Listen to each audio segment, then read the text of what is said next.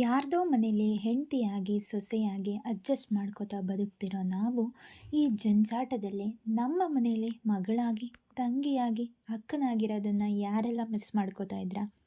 ನಾನಂತೂ ತುಂಬ ಮಿಸ್ ಮಾಡ್ಕೋತಾ ಇದ್ದೀನಿ.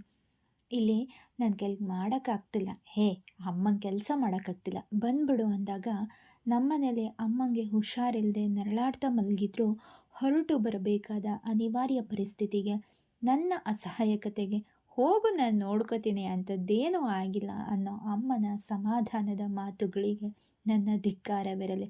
ನನಗಂತೂ ಅಂಥ ಸಿಚುವೇಷನಲ್ಲಿ ನನ್ನ ಮೇಲೆ ಕೋಪ ಬರುತ್ತೆ, ಅಳು ಬರುತ್ತೆ. ಏನೂ ಮಾಡೋಕ್ಕಾಗಲ್ವಲ್ಲ ನನ್ನ ಕೈಲಿ, ಅಸಹಾಯಕವಾಗಿದ್ದೀನಿ ಅಲ್ಲ ಅಂತ ನನ್ನ ಮೇಲೆ ನನಗೆ ಜಿಗುಪ್ಸೆ ಹುಟ್ಟುತ್ತೆ. ನಾನು ಮದುವೆಯಾಗೋವರೆಗೂ ಅಮ್ಮ ನನ್ನ ಕೈಲಿ ಏನೂ ಕೆಲಸ ಮಾಡಿಸ್ತಿರ್ಲಿಲ್ಲ. ಓದು ಕೆಲಸದ ಮಧ್ಯೆ ಕೆಲಸ ಮಾಡೋಕ್ಕೆ ನನಗೆ ಬಿಡುವೇ ಇರ್ತಿರ್ಲಿಲ್ಲ ಅನ್ನೋದೆಲ್ಲ ಸುಳ್ಳು. ನಾನು ಫ್ರೀ ಇದ್ದರೂ ಅಮ್ಮ ನನ್ನ ಹತ್ರ ಕೆಲಸ ಮಾಡಿಸ್ತಿರ್ಲಿಲ್ಲ.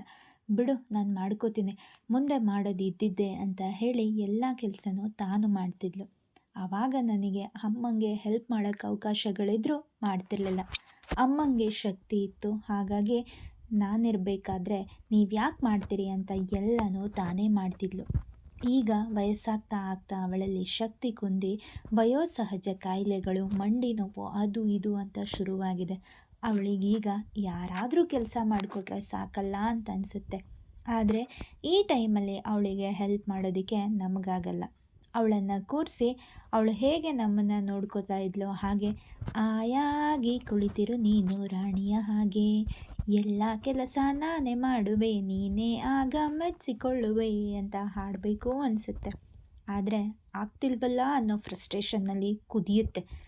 ಇದರಿಂದ ಅಮ್ಮ ಪಾಠ ಕಲ್ತ್ಕೊಂಡಿದ್ದಾಳೆ. ಹಾಗಾಗಿ ಜಾಸ್ತಿ ಕೆಲಸ ಮಾಡಬೇಡಿ, ಎಲ್ಲನೂ ನಾನೇ ಮಾಡ್ತೀನಿ ಅಂತ ವಯಸ್ಸಿದ್ದಾಗ ಮಾಡಿದರೆ ವಯಸ್ಸಾದಮೇಲೆ ನನ್ನ ಥರ ಆಗೋಗ್ತೀಯಾ ಅಂತ ಬುದ್ಧಿವಾದ ಹೇಳ್ತಾಳೆ. ನಾನು ಪಾಠ ಕಲ್ತಿದ್ದೀನಿ. ಅಮ್ಮ ನಾನೇ ಮಾಡ್ಕೋತೀನಿ ಅಂದಾಗ ಅವಳ ಮಾತನ್ನು ಕೇಳದೆ ಅವಳ ಜೊತೆಯಾಗಿ ನಿಂತು ಅವಳೊಟ್ಟಿಗೆ ಅಲ್ಪ ಸ್ವಲ್ಪ ಕೆಲಸ ಮಾಡಿದರೆ, ಅವಳ ಜವಾಬ್ದಾರಿಗಳನ್ನು ಸ್ವಲ್ಪನಾದರೂ ಇಳಿಸಿದರೆ ಅಮ್ಮನ ಈ ವಯೋಸಹಜ ಕಾಯಿಲೆಗಳು ಇನ್ನೂ ಸ್ವಲ್ಪ ಮುಂದಕ್ಕೆ ಹೋಗ್ತಿದ್ವೇನೋ ಅಂತ. ಅಮ್ಮನ ಇವತ್ತಿನ ಈ ಪರಿಸ್ಥಿತಿಗೆ ನಾನೂ ಒಂಥರ ಕಾರಣಲಾಗ್ಬಿಟ್ಟೆ ಅನ್ನೋ ಗಿಲ್ಟ್, ನೋವು ತುಂಬಿದ ಮುಖವನ್ನು ಕಿವುಚುತ್ತಾ ನಗೆಯನ್ನು ಪಸರಿಸಲು ಪ್ರಯತ್ನಿಸುತ್ತಿರುವ ಅಮ್ಮನ ಮುಖ ನೋಡಿದಾಗಲೆಲ್ಲ ನನ್ನನ್ನು ಕಾಡುತ್ತೆ.